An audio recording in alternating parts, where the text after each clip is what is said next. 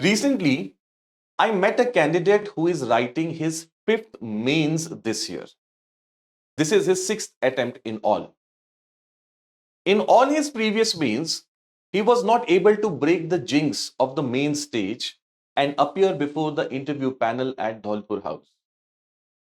He wanted me to explain him what was going wrong in the main stage for him. Through the interaction, I realized that this candidate has pretty robust content and also a good thought process. But still something was holding him back at the main stage itself. So I gave him certain questions and essay topics to write. On analyzing his answers and essays, I realized that this candidate does not have effective articulation skills. And that is what has held him back in the main stage itself. Now, what is unfortunately true about this candidate is also equally applicable to several other candidates who appear for mains each year. They have taken all the hard work, burned the midnight oil, built up the right sort of content and thought process, but they lack effective articulation skills for that content and thought process. And consequently, they are not able to go past the main stage. There can't be anything more unfortunate than that, guys. Having it all, but still not qualifying it for the interview. It takes a big toll on a candidate's confidence. Every year, starting the grind all over again is quite a tough task. And therefore, in this video, guys, I, Jawwad Kazi, will try to share with you what I call as the 10 commandments of effective articulation. These are basically key principles or ideas that will help you to sharpen your answer writing, essay writing skills. If you don't have effective articulation, guys, what happens is that you end up with what is called as the bottleneck effect. You do have a lot of content, thoughts to put across to the examiner, but then the lack of effective articulation skills creates a bottleneck and you are just not able to put it across in the right manner. And consequently, other candidates who may not be as strong as you regarding their content are able to get past to the interview and even make it to the final list. So we need to ease this bottleneck so that the content that you have within you finds a beautiful expression on the paper. And therefore, it is very crucial, guys, that we spend ample time on sharpening our articulation skills also. Civil services preparation journey stands basically on two key pillars. First is obviously content. And yes, a lot of candidates pay due attention to this aspect of content. They will read up all the NCERTs, standard textbooks, the study material, everything that comes their way, and prepare good content. But when it comes to the other side, articulating that content effectively, that is where a lot of candidates do not pay due attention. And without giving due attention on this pillar, it is impossible to build the success that we are actually hoping or aiming for. In case of most candidates, if we were to represent the time, energy, effort spent during preparation process in a pie chart form, I guess this is what it would look like. An overwhelming majority of their time is spent on building of content, whereas bare minimum is given to articulation. Now, I do understand, guys, that yes, content building requires more time, for sure, especially during the initial phases. But then what I'm objecting to is the disproportionateness as regards to efforts taken for building up a right sort of articulation skills. And this turns out to be suicidal in the mains stage. Once you have cracked the prelims examination and mains is around the corner, it is very difficult to actually build up your articulation skills. We need to invest time beforehand. And therefore, it is crucial that you understand how you build up your articulation skills. Now, let us first try to understand what is meant by effective articulation in the first place. Before I get into more details, let me give a very simple understanding of what is effective articulation in the first place. Guys, if I was to give a simple pithy definition of what I mean by effective articulation, then I would say that it is a straight line that connects your thought, your text, and the interpretation of the examiner.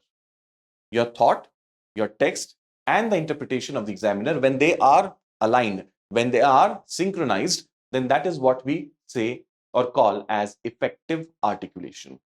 What you thought, that is the same thing that you wrote, and what you wrote, exactly that is the same thing that the examiner interpreted. A straight line connecting all these three dots is basically our effective articulation. Now, I know it might sound very simple to you, and it might be like, a no-brainer also. I get it. But then it is easier said than done. A lot of candidates are thinking quite different during the brainstorming stage, especially with essays. And when they actually end up writing that essay, they write it slightly differently. It's a little off the track. And when I point it out to them that, see, there's a divergence between perhaps what you were thinking and what you were writing, that is when they try to give me an explanation for that divergence. So this is what I was thinking. मेरे कहने का मतलब ये था. Okay. Now you don't have that luxury in the exam. Your thought and your text has to be synchronized. If there is a divergence in that, you can't fault the examiner from misinterpreting what you want to say. Ultimately, it is our duty that we write exactly the same thing as our thought process is generating, in the form of ideas. It requires a little bit of practice, guys. And then when you actually write the text, the kind of flow, the kind of phrases, the kind of words, the kind of content that we are putting across, is the examiner interpreting it in the same way as we want to? This also needs to be understood.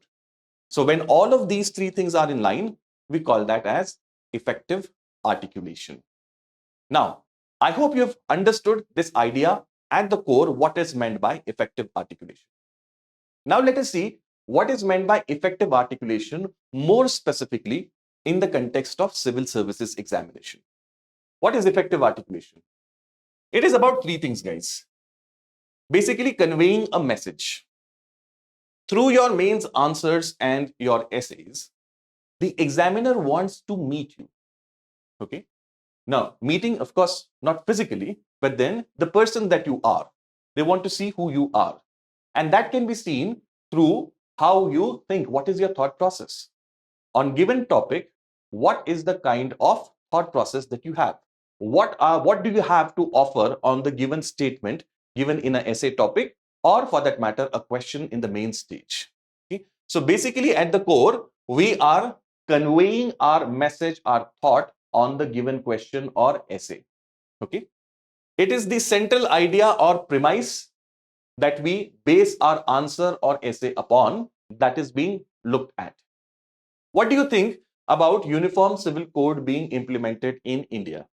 Or what is your view about raising the age of marriage for women? How do you think we should tackle the problem of left-wing extremism in our country? They want to understand who you are as a person in terms of your thought process. So in all our essays and answers, we are actually conveying our message or idea to the examiner. That is the first level. Conveying some message, idea, or central premise through our answers and essays. This message, idea, and central premise has to be supported by multiple perspectives. If you are of the view that Uniform Civil Code must be implemented in the country right away, then what are the different perspectives that you can bring out to support that central premise? How can you argue on the basis of history? How can you argue on the basis of constitution? How can you argue on the basis of social issues? How can you argue on the basis of women's rights? These are multiple perspectives that are connected to our central idea or premise. This idea or premise has to be supported with multiple perspectives. These multiple perspectives have to then be substantiated with some evidences, facts, case studies, some sort of incidences that have happened in the past, data, reports, recommendations of committees, so on and so forth. So that what we are saying becomes authentic. What we are seeing needs to be substantiated with the help of all of these or some of these elements at least, so that whatever we are saying becomes persuasive. Whatever we are saying becomes persuasive. This is the first aspect, conveying the message. Okay. Very often, our answers and essays lack that central premise or message. Students are not able to understand that they have to put across their idea in a convincing manner to the examiner. And this is when the mentor or your teacher tells you that your answer essay lacks substance. What is that substance that is lacking? It lacks that central premise, that message, which is supported by perspectives and evidences. You have just beaten around the bush, but not given across something concrete. This is the first aspect, conveying of a message. Second, this has to be done achieving a specific goal. In case of an essay, we are writing a argumentative essay. On the given topic, we take up a stance and argue on that. In mains, the questions will give you several different types of keywords. Analyze, critically analyze, discuss, evaluate, examine, comment. These are the different types of mandate words that the question gives us. And accordingly, we have to give the treatment to the content of the answer. If we don't write the answer in the treatment that is based on the question's mandate, then again, it does not fulfill the demand of effective articulation. So this is the second aspect of effective articulation, achieving the specific goal that we are trying to do in that answer or essay. Third, while doing all of this, we have to engage the receiver. In this case, the examiner, of course. You have to put across the content or your answer essay in such a manner that it gives satisfaction or pleasure to the reader or examiner. While you have the content in terms of premise, perspective, and evidence, it must also be presented in such a manner that it leads to the pleasure of the reader. It is interesting, it is captivating, it is laced with data, facts, figures, etc. That is what is going to make your answer and essay a complete one. Okay. So broadly speaking, these are the three areas that we need to think about when we talk about effective articulation. Now, I know you might be wondering, okay, fine, then how do we actually go about doing it?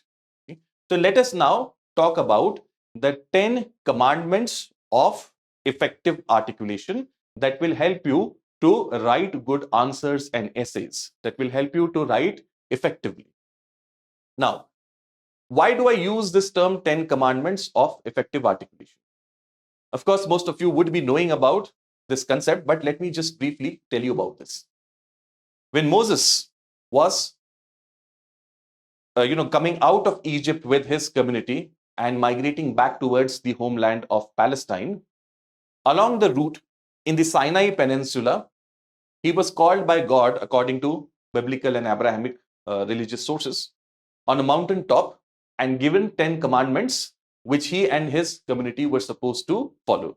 The sons of Israel, they were supposed to follow these 10 commandments as holy rules given by God.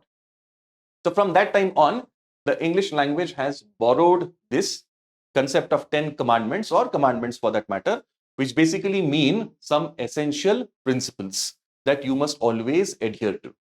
So drawing upon from that theological concept, I have tried to derive 10 commandments for effective articulation.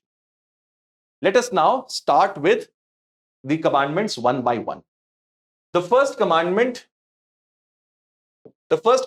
is ensure the clarity of your thought. Ensure the clarity of your thought. You must notice here that your is underlined and in single inverted commas.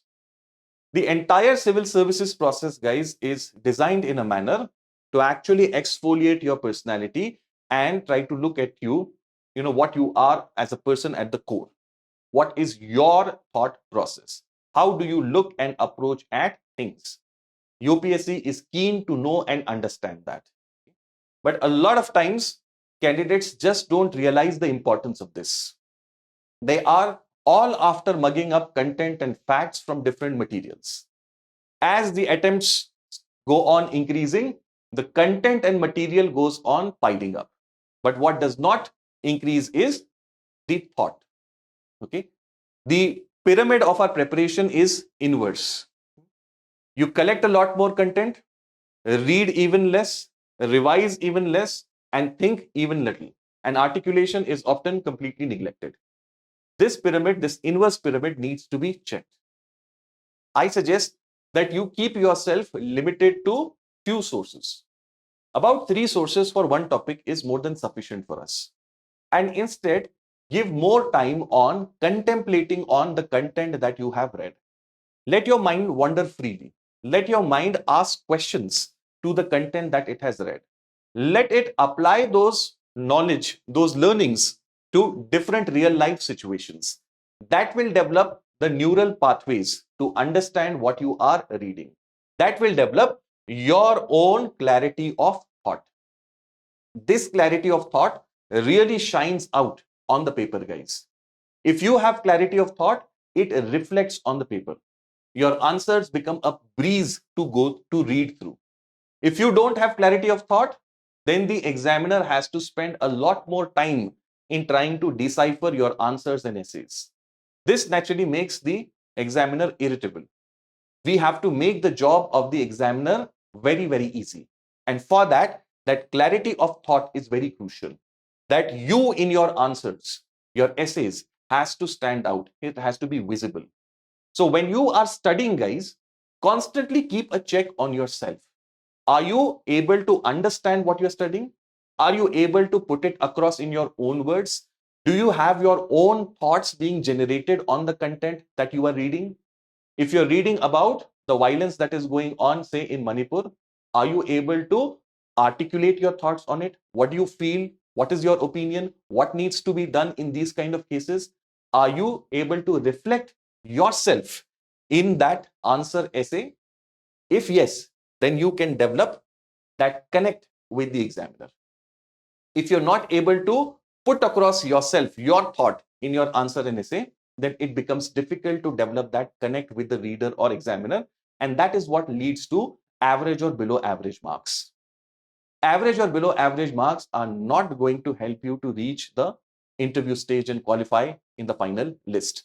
To get your name in the holy PDF, your thought process needs to be there. I hope you're getting this idea of the first commandment regarding effective articulation, which is ensure clarity of your thought. This is the first commandment that we must remember and consciously practice. All of this does not happen, guys, on the day of the examination. It is a constant process that you have to engage into while you are preparing for the examination. So this is the first thing that I wanted to share with you. The second aspect regarding the second principle or commandment regarding effective articulation is staying focused. What do I mean by staying focused over here? Staying within the scope of the question or topic of the essay. A lot of students do beating around the bush. They will be there and thereabout, but not really hitting the nail on the head. Civil services examination is about preciseness. You must be able to eliminate the unessential and just focus on what has been asked. There was a Chinese thinker who once said that the wisdom of life is excluding the unessential. I'm repeating again, the wisdom of life is excluding the unessential. This principle is basically about the same thing. Exclude the unessential. When you are within the scope of the question or essay, you are able to keep the reader engaged with you, keep the examiner engaged with your content. And if you go about on touching tangents, going about beating around the bush, then in that case, the examiner or the reader becomes irritable and he just gives you average or below average marks and moves on. We don't want that to happen with us. It is better to write less content which is focused rather than beating around the bush just to increase the number of words. UPSC itself says that it is the quality of the content that matters rather than just the quantity. How do you do that? First and foremost, whenever we take up a question or essay topic, we must clearly define the scope of the question and consciously stay within that. Just like in a football game, the ball has to be on the ground for the game to be active. Once the ball goes outside the ground, it's a foul and the game has to be restarted again. Similarly here, while writing answers and essays, we must clearly define the boundaries of the question or the topic and stay within that only. Going outside of that topic is not going to fetch us marks. In fact, it can act quite the contrary. To stay within the topic, try to organize your ideas in a clear, logical manner. Your ideas must flow on the basis of some logic so that that connect between the ideas remains organic. Further, try to build ideas around what is the core, what is the essential aspect. So just as we discussed in the earlier slide, we are trying to convey a central message or a premise. Build up your idea around that. Brainstorm your ideas around that central premise. Try to build arguments around that aspect. That will keep you within the core or within the focus of the question. Stick to the point and always avoid tangents that go astray from the central premise that you have put across in the answer or the essay. This is the second commandment, guys. Stay focused. After this comes the third one. Respect the mandate given in the question. Now, what do we mean by mandate in the question? Mandate basically means the specific keywords that the question uses. Some call it keywords, some call it tail words. I prefer calling it mandate words. Each of these mandate words basically expects you to treat the content of your answer in a slightly different manner. UPSC generally gives you a statement at the end of which you will be given one such tail word or keyword, and then accordingly you have to present your content. Each of these has a specific way of being written. Discuss, for example, is the broadest mandate word which expects you to bring out all the dimensions of the given statement. You have to bring the background, causes, consequences. If there are any debates involved, try to touch upon as many dimensions as possible as relevant regarding the given statement. When the question says analyze, then you are expected to break down that statement into smaller parts and see if there are cause and consequence relationship in those parts. Try to see if there is any pattern in that statement. That is what is meant by analysis.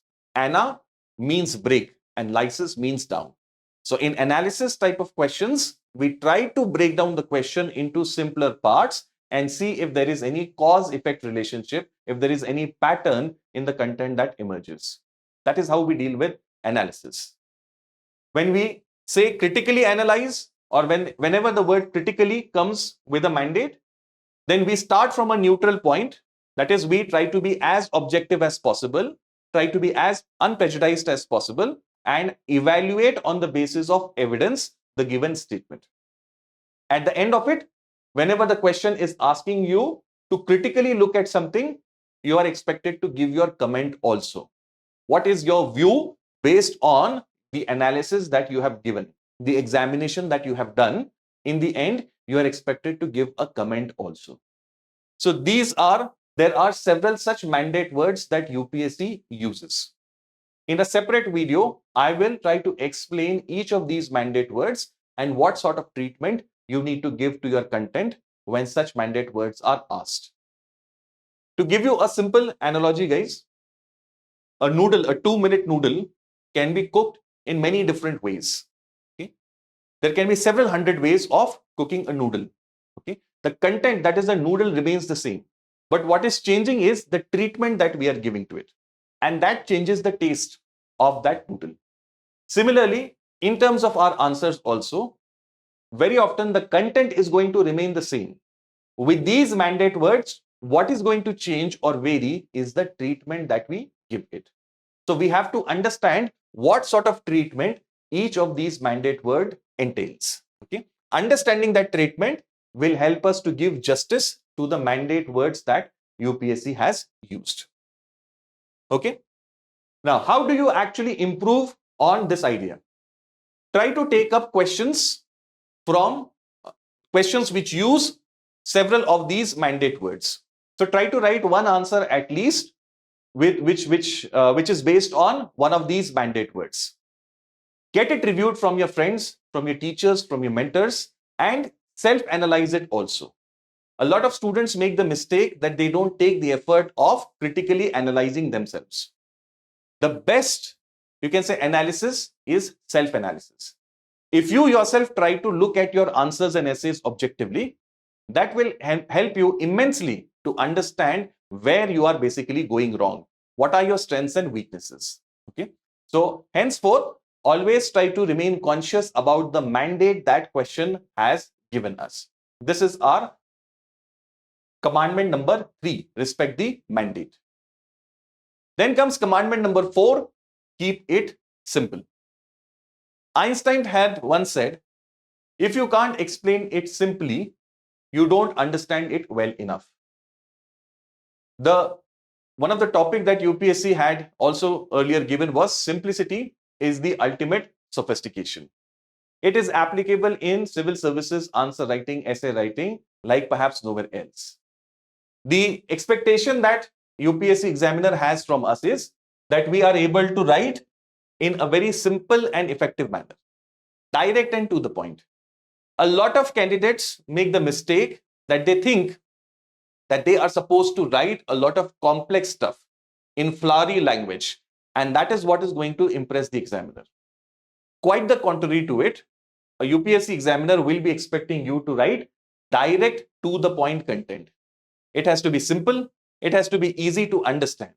Okay? You are supposed to write in such a manner that even a 16-year-old person will be able to understand what you are trying to put across.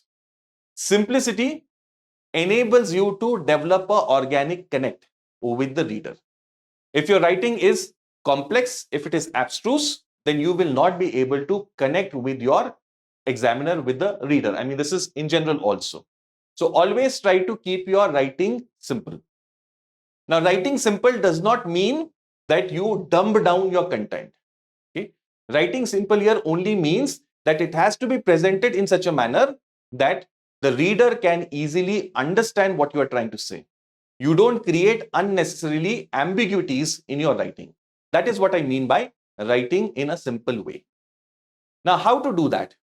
For writing in a simple way, write simple and short sentences. A lot of students make the mistake of writing compound and complex sentences. Sentences with 25 and 30 words. Don't do that. Write always in active voice and try to write in simple and short sentences. About 14 to 18 word sentences are good for us. Remember, the simpler the sentences, the easier it is for the reader to understand them and go ahead. The more complex the sentences, the more time it takes for one to read through them. Okay, we are not J.K. Rowling to write complex sentences in an effective manner in the exam hall pressure. And good writers very often use simple short sentences because that picks up the pace of reading. If you write long sentences which are also relevant in academic or in, say, fictional sort of writing, there they are relevant. But when we are writing answers in essay, when we are writing answers in essays, there we have to keep our writing simple and short. This will help the reader examiner to breeze through your content. So please remember this.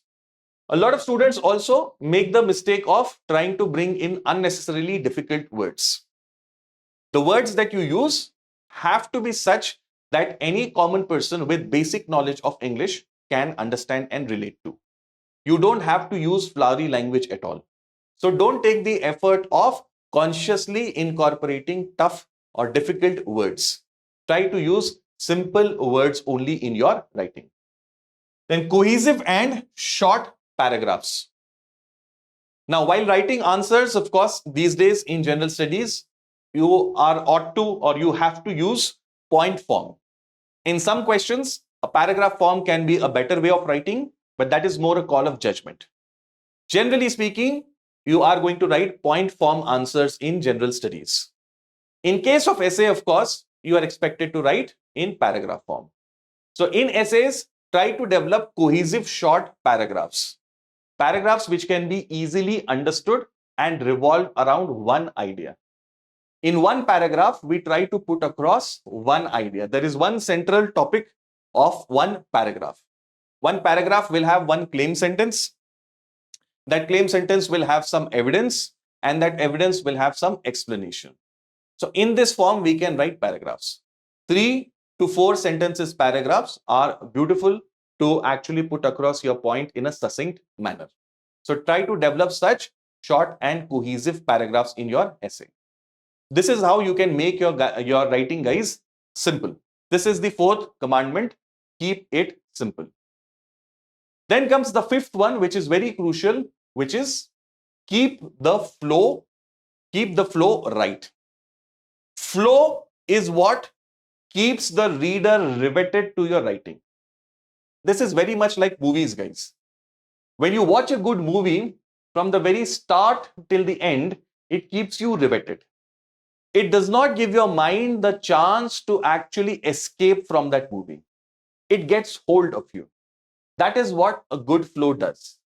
Sometimes you might have also felt that after watching the movie was not that great, but then it still kept you riveted because it had this one quality, which was it had the right sort of flow. Okay, the flow, as the word says, it carries you in a wave form. It carries you in a wave form. Sentence after sentence, paragraph after paragraph, you are simply swept away. That is the kind of flow that we expect to write in the essays particularly. How does this flow come about? Flow comes about when our points shift in an elegant manner. Elegant shifting of points. When one point is logically and linguistically connected to the next one, that is what creates elegance. Elegance in the shifting of the points. If there is elegance in the shifting of the points, then automatically your writing becomes flowing. Now, how to bring about that elegance in your points? Number 1, arrangement of your points has to be in a logical manner. It must not be abrupt. A lot of candidates do not give the effort to arrange their thoughts in a logical manner. So what happens is there is abruptness in the way they have written the points. And that makes their answer or essay a patchwork. Take a few brief moments and organize your thoughts in a logical manner.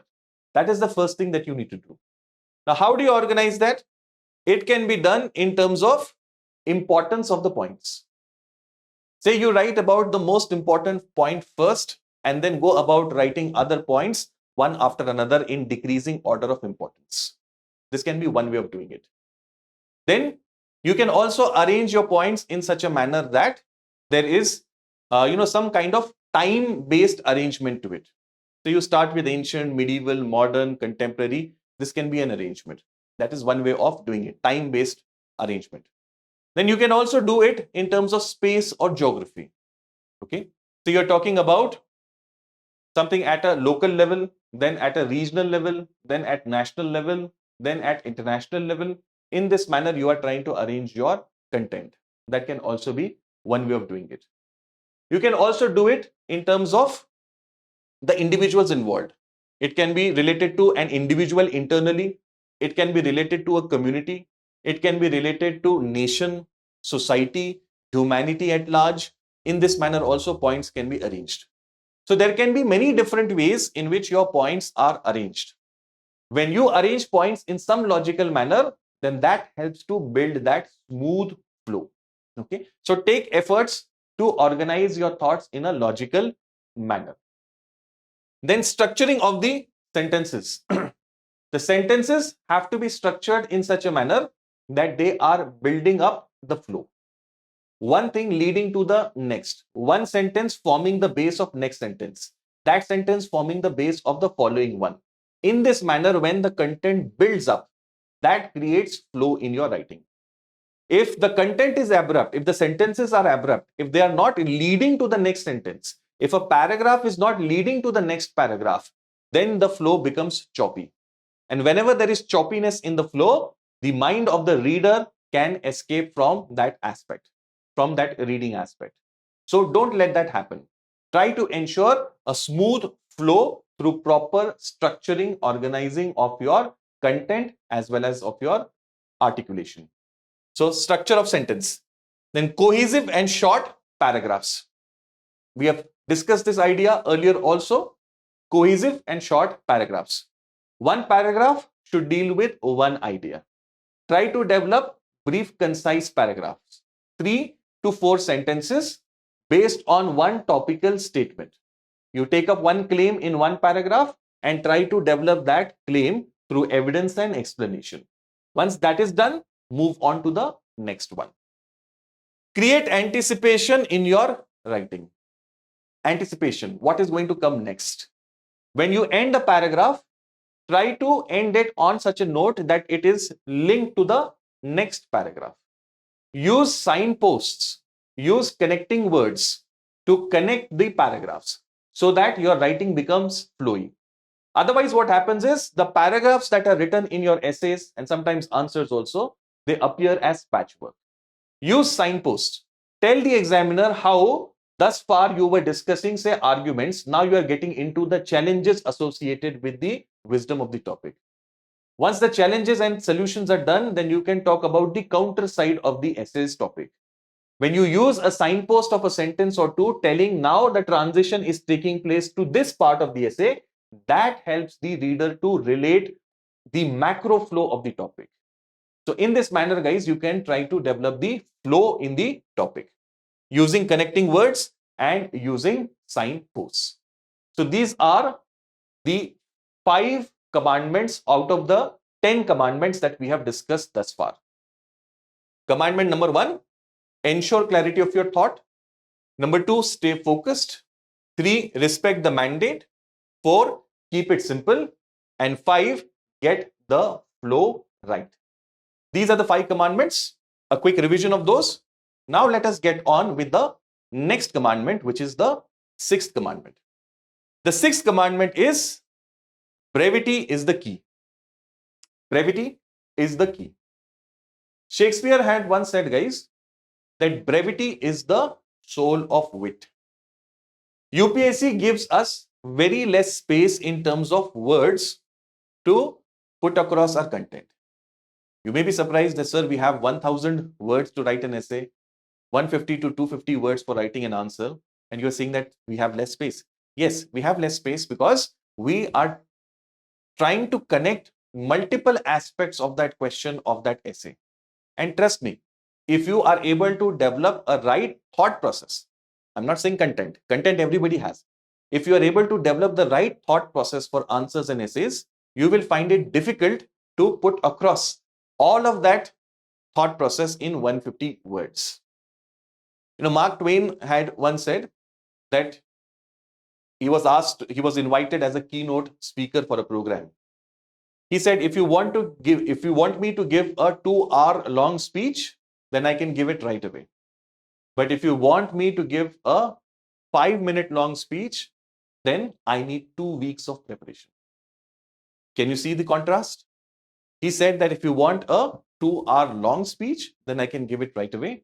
But if you want me to give a speech of 5 minutes, then I require 2 weeks of preparation. The more you are supposed to provide concisely, the more skill is required. And in civil services examination, this is the skill that is often put to test. The ability to express more in less words. More in less words. Okay? That is the skill, saying more in less words. Now, this, of course, should not come at the compromise of our message. Whatever we want to put across as our message has to go. but yet we have to remain conscious about the word limit. Many years ago, UPSC had a 2-marker question also. A 2-marker question where in 20 words, you were expected to write the answer for this 2-marker question. Now, that used to be really very challenging to bring all the information that you know into 20 words. That was a challenge. Now, fortunately, that sort of question is not asked. We have ample space to express our ideas. Keeping the reader, listener engaged is what this kind of a skill, expressing more in less word, is able to do. Okay? When you are using more words than what is required, then it leads to loss of interest in reader or listener. We have to try to keep our content as brief as possible. The ability to express more in less word is a very valued ability. It makes our writing punchy and impactful. We are able to create an impact on the listener, on the reader, if we can write or say more in less words. Our writing becomes crisp, graceful, and attractive when we can write in this form. Okay? You might have come across papers of toppers, and while reading through their answers and essays, you would have felt that you have simply breezed through their answers and essays. That is because they have the ability, they've developed the skills to express more in less words. Now, how do you do that? To do that, you need to have a little bit of command on vocabulary. Now, you don't have to go and cram up dictionaries for this, but if you just take the effort of reading the newspaper every day by yourself, at least the edit and op-ed pages, you will be able to have sufficient vocabulary at your recall so that you can express your ideas effectively. A lot of students make the mistake that they don't spend time reading quality stuff, reading intellectually inclined stuff. They just read watered down notes. Notes are important, no doubt. They are relevant in your preparation. But if you are not reading good quality stuff, then you are not able to develop your ability to express your ideas effectively. Okay? You don't have sufficient vocabulary to put across your thoughts. To do that, you must increase your reading span. Read good content. You don't even have to go to very difficult books. Reading articles of columnists and good writers in newspapers can help you develop this ability. So try to develop your vocabulary to express your ideas effectively.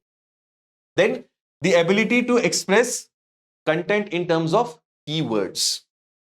What do I mean by keywords over here? Now, all the subjects that we study during the course of our preparation, they have their own set of keywords. Okay. Now, if we are able to incorporate those keywords into our answers, we are able to express a lot more in less number of words. For example, if you're writing answers on world history and you weave in concepts like mercantilism. Now, that one single word or concept of mercantilism is able to express that entire, you can say, historical idea as it developed in Europe during those specific centuries. You don't have to explain the details of that. The word mercantilism will include within itself all of that meaning. To give you one more example, if we are writing, say, an answer of economy, and we use the term that the government is currently fiscally constrained to take on certain measures. Okay? The term like fiscally constrained, that is able to include within itself all the challenges that the government is facing right now. Okay, revenue related, there might be challenges. Expenditure related, there might be challenges. There might be problems in other areas also. A lot of things get connected with that one phrase. These kind of phrases can be found, in again standard newspaper articles as well as government sources. If you read Yojana, Kurukshetra, if you read Economic Survey of India, then you are able to develop that kind of administrator-like, content and vocabulary. So try to use keywords associated with the specific subjects. Next, try to use strong action verbs. What are action verbs? Verbs that show action, especially this is relevant actually in essay. When you are writing an example in essay, when you're writing a story, anecdote in essay, then try to use action verbs over there. Action verbs conjure images in the minds of the reader. They bring about that action in front of eyes of the reader. For example, if you are starting your essay with the story of Ashok and the Kalinga War, okay, then you need to describe it in such a manner, in the tense and verb usage should be in such a manner that that action of that war and Ashoka's subsequent remorse and transformation should become visible to the reader. For that, using action verbs is immensely useful. It makes your writing highly evocative. It conjures up images in the minds of the reader if you use action verbs. This is relevant more so for essay and not as much for GS answers. Always write in active voice. Ram killed Ravan, for example, a simple sentence. Ram killed Ravan is active voice. Ravan was killed by Ram is passive voice. Now, when we say things in active voice, Ram killed Ravan, it requires lesser number of words. You can see it in the sentence. Ram killed Ravan. Ravan was killed by Ram, so you need additional words. 1. Number 2, active voice is able to conjure images much better. You are able to see an image when you read the sentence. Okay? Passive voice does not conjure images. So for this reason, we always need to use active voice and not passive voice. Very often students make this mistake in essay. They write their sentences in passive voice, taking more words and making things more complicated also. So avoid doing that. This was our 6th principle, guys. Brevity is the key. I hope you got this. 7th aspect is maintaining balance. Maintaining balance in our writing. Now, what do we mean by balance? Balance is at multiple levels, guys. The first type of balance is dealing with all parts of the question or essay. The essay topic or the question will have multiple parts, 2, sometimes 3 parts also. A lot of students make the mistake of just lashing onto one part of the topic or the question. And thus, they are not doing justice to the entire import of that statement given. They are just focusing on one side of the topic or the statement of the question. This makes our essay or answer unbalanced. We don't want an unbalanced personality. A civil services aspirant has to be a balanced person. And who is a balanced person? A balanced person is one who comes to a decision by considering all the possible perspectives and sides. That sort of a person is called as a balanced person. That is tested in essay topics and mains questions also. Whether you are able to do justice to all the parts of the question, that will show whether you are a balanced person or no. Similarly, a balanced person has to be unprejudiced also. You may have certain preconceived opinions about some social issues. But as a civil services aspirant, we have to try to remove our own prejudices. Yes, 100% objectivity is not going to be possible. We all have our own vantage points. But still, we have to constantly endeavor to be as unprejudiced, as unbiased as possibly we can. And try to approach every situation on the basis of the evidence that is available before us. That is what we mean by unprejudiced. Whenever there is a debate-based question, take the example of UCC again. If there is a debate-based question on UCC, then your opinion, whichever ways, UCC should be implemented, it should not be implemented, or you have some middle ground. This opinion must factor in the other sides also. It must reflect why you feel that UCC should be there and what are the problems of not implementing it. So you have done a rebuttal of the other side also. That is when we can say that you have considered all the sides and then derived your opinion. That is what is meant by balanced. I hope you got that. Okay. Note the keywords of the question essay. How to go about doing writing in a balanced manner. Note all the keywords of the given question or essay and try to do justice to it in a manner that you reflect upon all of these keywords. If you give stress on all the keywords in the given topic, ultimately you will do justice to it while writing the answer or essay. But if you are not taking up all the keywords, then naturally you will be eliminating a lot of important aspects of that question, and your answer can never be a balanced one. Okay?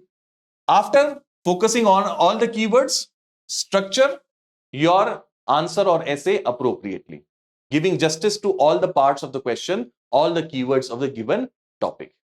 And then on the basis of all of this, you must have an opinion. Your opinion has to be suitably substantiated using different forms of evidences and also by considering the other side. When you have done all of this, then you can say that you were able to maintain balance in your answer or essay. So this is principle number 7. Next is principle number 8, provide sharp perspectives. What is meant by sharp perspectives over here? Sharp perspectives means way of looking at a particular issue. How do you look at an issue? It is, if I may borrow the term from Hindi, it is the drishtikon of looking at something. That is what is perspective. Your opinion must bring out the different perspectives of looking at a particular issue. Say, for instance, there is a debate on raising the age of marriage of women to 21. What can be the different perspectives that support your opinion that yes, marriage age of women should be raised to 21? Suppose that is your opinion. What can be the social perspective of it? What can be the economic perspective? Say, in economic perspective, you can say if the marriage age is 21, women will get better opportunity to get education. They will therefore get better work and career opportunities. It will lead to their economic empowerment. This will improve their agency in the family. This will improve their decision making within the family. It will improve their chances of becoming a better mother also. What are all of these things? These are perspectives of looking at a particular issue. Try to make your answer perspective laden. Your answer must not be just on the basis of your whims and fancies. It must bring out certain specific perspectives related to the topic. How can you develop perspectives? For this, it is very crucial that you read good quality editorials and articles. Again, over here, I'm emphasizing on this fact that you must take the effort yourself to read good content on edit and op-ed pages. If you don't read good content on these pages, then it becomes difficult to even understand what is meant by perspectives on the given issue. So make it a point that you develop perspectives on issues that are going on right now, as well as what you study in your traditional syllabus. These perspectives have to be supported by evidences. Your perspective must have certain evidence. Say, for example, if we say that capital punishment is not able to act as a deterrent of crimes, and therefore it must be abolished. Okay. What is the perspective we are giving here? That capital punishment is not able to act as deterrent. What evidence can we cite about this? We can give evidence of countries in West Asia, Saudi Arabia, Iran, or China for that matter. According to certain reports, there are same number of capital punishments that are announced every year in these countries. Okay. Now, if the rate of capital punishment has remained the same, it means the crime rate has also remained the same. And if the crime rate has remained the same, it means that capital punishment has not had a deterring effect on these crimes. So what are we trying to do over here? We are trying to provide some substantiation to our perspective. Okay? Perspective by itself will not be as convincing. Perspective has to come with data, example, facts, figures, all of these things. I mean, not all for one perspective, but at least some selective evidence so that that perspective becomes, authentic.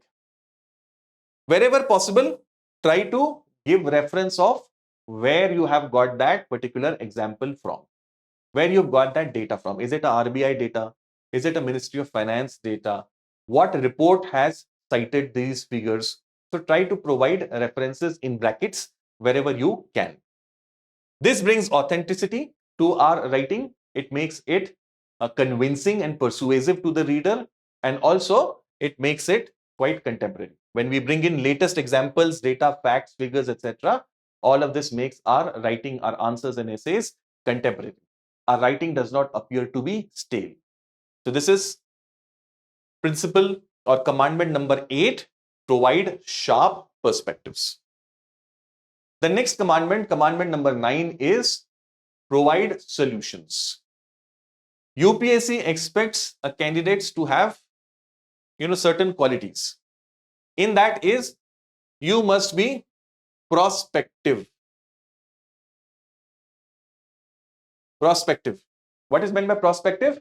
You must always be future oriented, looking ahead in time, going ahead in time. That is prospective. Second is prescriptive. You must always be solution oriented person. You must be a person who can give ideas, who can try to solve problems, who can bring ideas from different areas and connect it with the contemporary problem, the current problem. That is prescriptive. Prospective, prescriptive. And third, you must be pragmatically optimistic. This is the three P's. Remember these 3 P's. What is pragmatically optimistic? Yes, you have to be optimistic, but your optimism should not be a blind, idealistic kind of an optimism. Okay?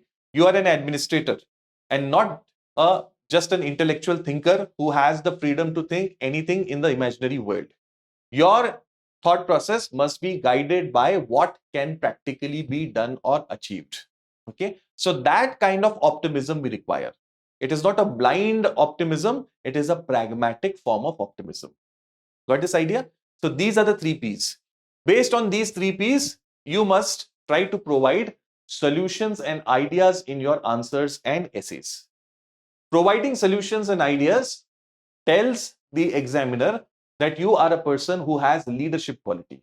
You are a person who is proactive, who will take efforts to solve the problem before the administration, who can think out of the box, who can do lateral thinking, who can bring ideas from other places and try to implement to solve the given problem.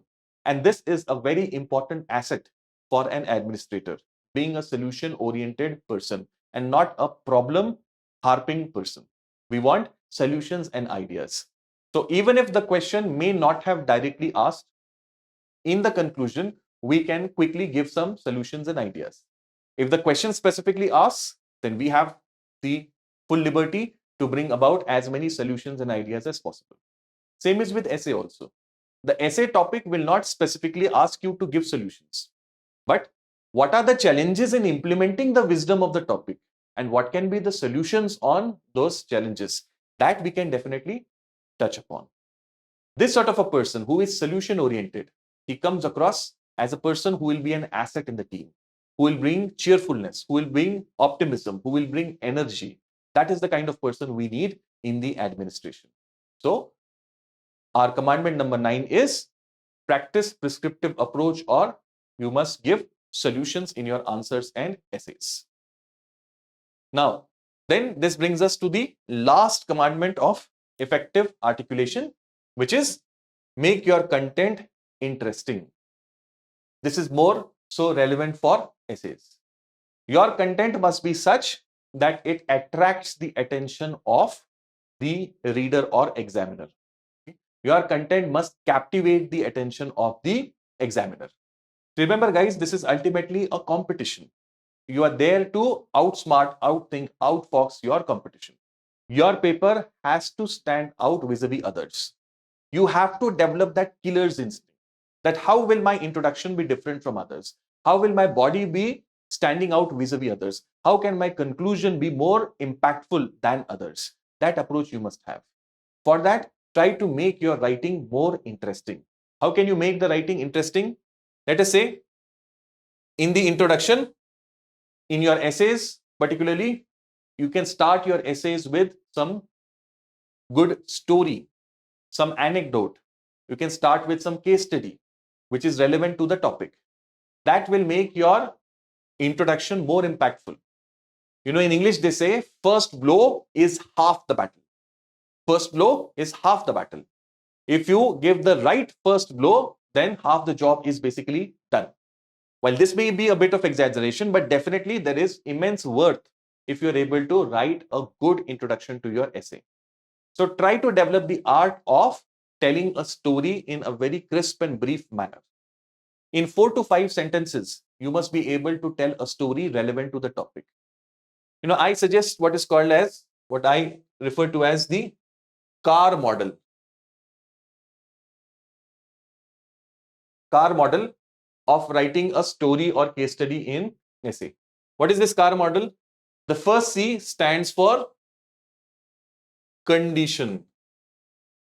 Second is conflict. A is action. And R is result or outcome. Result or outcome. So conditions, conflict, action, and result. Okay. In 5 sentences, we can write 4 to 5 sentences, we can write a very effective story related to the topic. Say, for example, there is some essay topic on being ambitious or being proactive. The theme is that there will be a quote, and that quote will have an essential theme. Say, for example, the time to repair the roof is when the sun is shining. This was a topic given last year. Time to repair the roof is when the sun is shining. Now, the essential feature of this, or the core essence of this topic, is proactiveness. That you must do things beforehand, before the crisis strikes you. So all the quotes that are given in essays as topics, they have one such central essential you can say theme.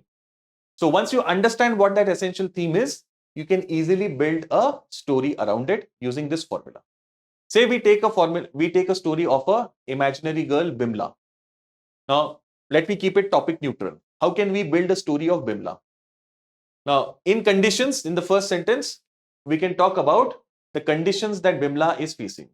Bimla is an orphan who lives in the dusty town of a backward district in eastern Uttar Pradesh.